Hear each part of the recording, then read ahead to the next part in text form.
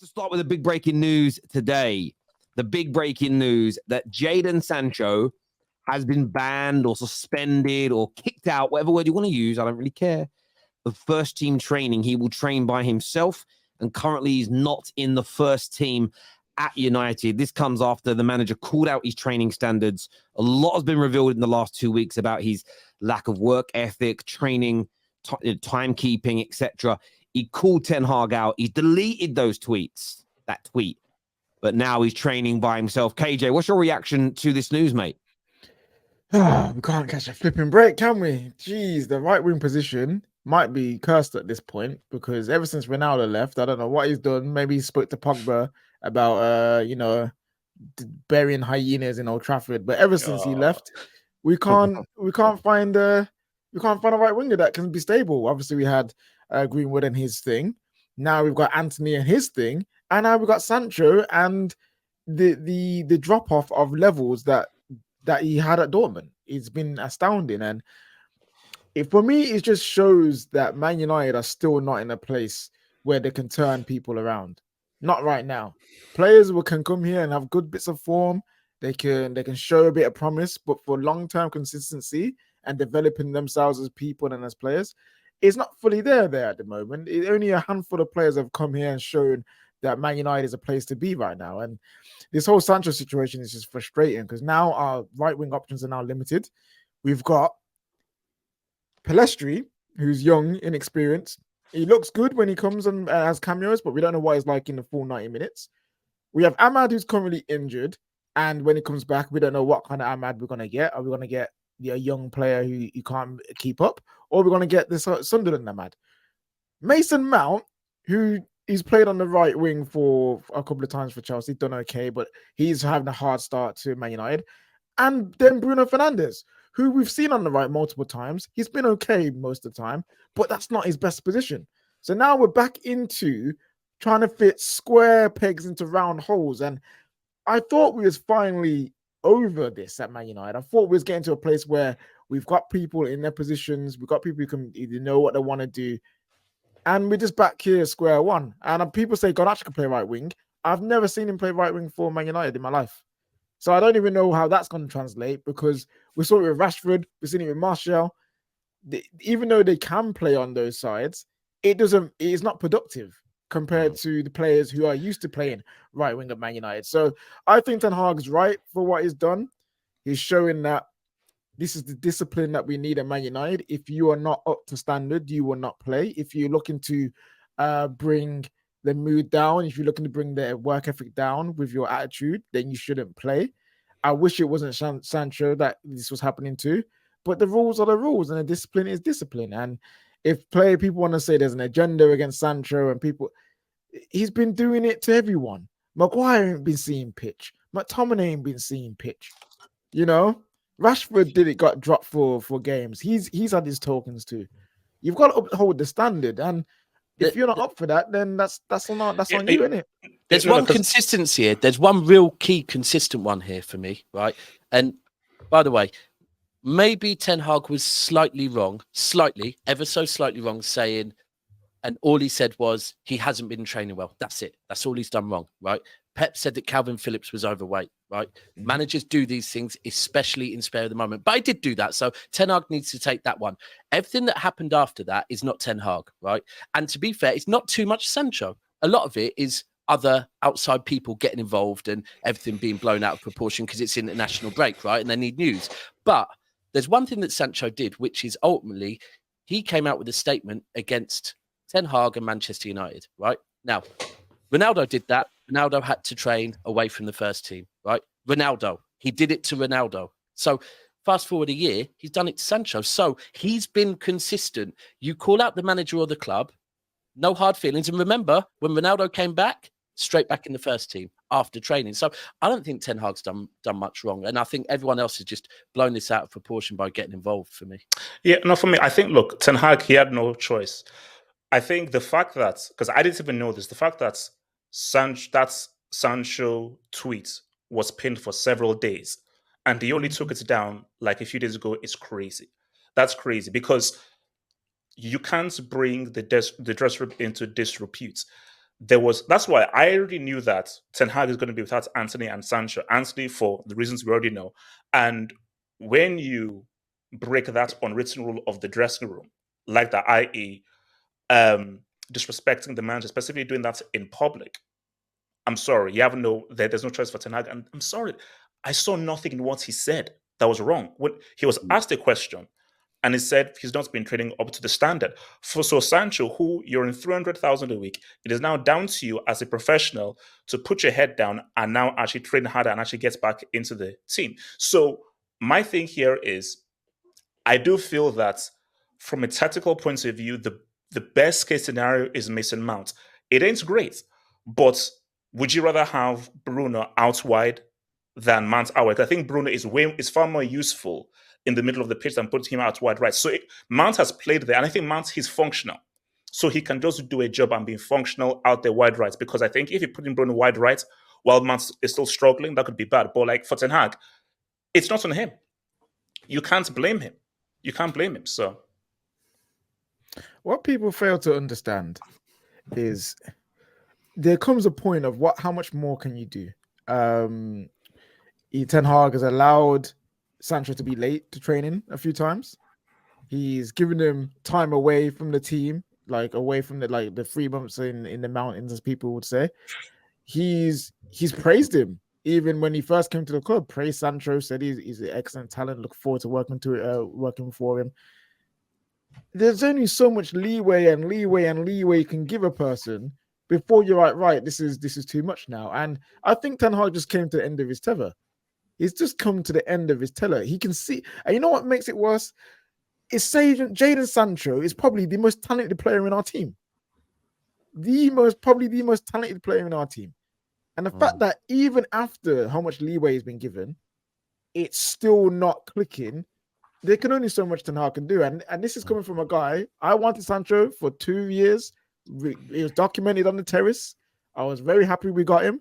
I was there defending him when people in the first season were saying he's not good enough. He's showing this and the third. I'm like, yo, give some time. Let him settle in.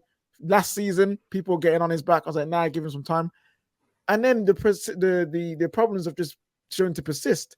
And I don't like the media, the way that they're attacking his character. That needs to stop. But if we're going pure football and this pure professionalism, he's not been up to standard, unfortunately. Yeah, and I can't go on, JJ. Yeah, I'm saying I don't understand why this is such a big thing. Like, we're not talking about do you know what I mean, a Rooney for United and there being a situation there. We're not even talking about a Rashford where Rashford's gone and he's provided some output for United. This guy's done nothing, absolutely nothing since coming to the club. Yet there's this up and all about him like not being in the squad. You ain't talking about like Mo Salah being dropped out of the team or Mane being dropped out of the team, or you're talking about Sancho, someone that came for a big bucks and has not provided. He's on 350k a week and has not warranted one bit of it. We're going off what he was doing as a 17 and 18-year-old in a Dortmund side when people want to keep screaming, Bundesliga tax. Since he's been in the Premier League, he hasn't done anything. So why is this even a conversation? Why is this such a big story? It's because of the Sancho FC people. It's the Sancho FC people. I was about to say, that's my point. It's like, look at it this way. It's a big story because it's Man United, first of all. And listen, chaos is the enemy of progress. And when you've got chaos going on in the boardroom, in the changing room, it's always going to impact the field of play. So it's a big story from that point of view. But where you're spot on, and this is the thing, you've got Sancho FC. And I try my best to separate my criticism of Sancho FC from the player, because the players are not responsible for their weird cult following they have. They're not responsible for it. Same as Martial FC back in the day. That it's strange, and there's Pogba fans at the minute, talking about it's not his fault that he's potentially taken a supplement that's got testosterone in it. It's exactly his fault. Even if the guy that he hired has made a mistake, he still hired the guy, still on him, right? But you're right, JJ. You're spot on. If we give a kid that we've never heard of from the academy a chance, the only thing that the worst case scenario is as bad as Sancho, which has been pretty much non-existent. So whoever comes in to replace Sancho can't make the team worse because Sancho hasn't done anything. It's like when I know he doesn't get spoken about anymore because of what he did, but when we promoted Greenwood into the first team and basically he took Alexis Sanchez's place in the squad, people were like, oh, is he good enough? You know, he's young. You know, is he as good as Alexis Sanchez? I'm like, brother, Alexis Sanchez scored 5 goals in 18 months. Like, you're not talking about someone that was delivering for us like Arsenal were. Sancho's been so poor. The only thing that the new person coming in has to do as a bare minimum to keep us where we are is to keep the shape and help out defensively in the way that Anthony does, because that's the only thing that Anthony does good as well. But if a new winger now comes in, if Pellistri comes in and actually starts creating chances regularly in games, this is a good thing for Man United. Plus, Mason Mount and Bruno will also do a better job on the right from a creative and goal-scoring point of view than both Anthony and Sancho do anyway. So people are trying to make this look like an L. It's an L in terms of it's probably going to be another player sold, another big money deal that hasn't worked out for Manchester United. But this is what happens every time we get a new manager. The previous mistakes, the legacy issues need to be resolved. So you're always going to have this happen. Maguire's another, Sancho's probably going to be one, and vice versa. But people acting like, oh, especially his fanboys. Well, what are we going to do without Sancho? It's going to make no difference. What was we doing with Sancho, bro? You know what I'm saying? It was probably a question before any of this happened. It was probably a question is, are we going to keep playing Sancho? It was already a question. Is he the right choice? Right. So very little has changed. It's just, for me, there's already, like, you're right. There's already this surrounding Man United, and there's already the stuff from last year that happened with Sancho that, you know, some people will come out and feel they have to protect him because of, you know, he had the mental health issues last year. So people are naturally jump into his defense. But it's like, you can't see it the same. And for me, he just, even if we take it as far as he's being wrongly advised, for him to put that thing on Twitter and then leave it pinned, but then remove it, and there's a key. Okay, so you've removed it. So you've basically admitted that what you did was wrong. Now you've removed it, because otherwise you wouldn't have removed it. So everything for me, it's not on 10 hard. That's I want to say as well, right? A lot of people saying, well, he might have been forced to remove it. If Man United and Ten Hag are lying about him, if he is turning up on time, if he's hitting all the standards, hitting all the numbers, doing all the things he's meant to be doing, and they're lying about him, he wouldn't be at risk of losing his job or pay over that tweet, because he'd be able to prove those things. Because training is monitored now to within an inch of your life. You'd be able to prove they were lying. And if they were, it would ruin everything in that dressing room as an example. So for me, again, I wanted Sancho to work out. I like Jadon Sancho's talent. And I've been saying all day, I said it to Big Steve, I'm not judging Sancho as a human being and as a person because I don't know him. And he probably is a lovely bloke. Probably is. But we've all worked with people. Maybe the younger generation don't get this. Maybe people that haven't really had a proper job yet don't understand this. You can work with people that are great individuals, but they're shit bastards in the office. They're rubbish at their job, or they cut corners. You might have loads of guys I've worked with. I love going out work drinks with them, but I can't stand working with them, especially if we're in a joint project, because they always drop the ball. And that's what Sancho is for me. He's probably a splendid, lovely, top geezer, but there's too many stories in his past from City and Dortmund and England, and now there's too much smoke for there to be absolutely no fire. And I understand why his fans are backing him.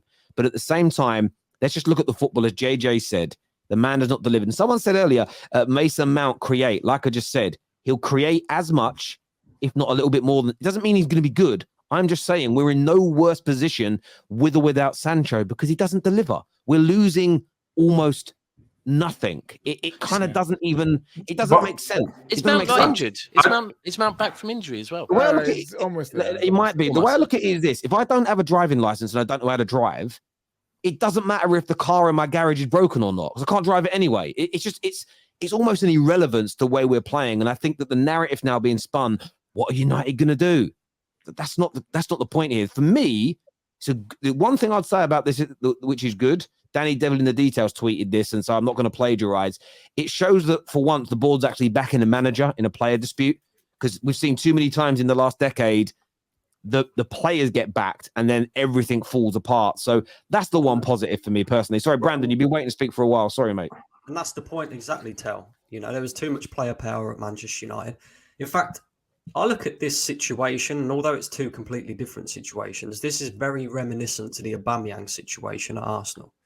Yeah, the manager had just had enough. Too many times he turned up late. Too many times he was doing stupid things. and not putting his all in. And in the end, the manager, like, you know, you had Arsenal fans, including myself, that was sitting there at the time going, well, you know, Aubameyang's out of the team. He's at home. We're not winning games. Surely you've got to bring him back in. And in the end, when you really look at it, the manager was right. So I think that Man United fans just have to be patient with Ten Hag, because this is only his second season. He is starting to dish out and find out the bad eggs from the good eggs, and the players that he actually wants, the players that he wants to keep, the players that he wants to get rid of. And you have to hold the standards as high as you can, and your standards have to be met at all times. Arteta came in to Arsenal with all these non-negotiables and stuff like that, and players that didn't meet that, i.e. Guendouzi, Pepe, you know, Aubameyang, some big signings there and some top talent there, they was out the door. And ultimately, what it's done is we are a lot better than what we was back then. So I think Man United fans And have the funniest thing of sorry, D, I'll say this. Yeah. The funniest thing of all is Man United fans were screaming, especially after Ollie and Ragnick. We need a manager who's going to be ruthless. We need a manager that's going to stick to his principles and be disciplined. And if players are going to be acting up, that he would deal with them good and swiftly. And Ten Hag's done that on multiple occasions. We've seen it with Sancho now, De Gea, Maguire. Ronaldo. We've seen it with Ronaldo. We've seen it for, and now that we have that, it's the people now are crying that there's no leeway for these players, and it's just why that is, why that is okay, Jay. Only care about discipline and standards when it comes to the players you don't like. Yes. If it was Rashford, if it was Bruno, if it was Shaw, if it was all these other players, then you'll be like, you know what, Ten Hag, masterclass.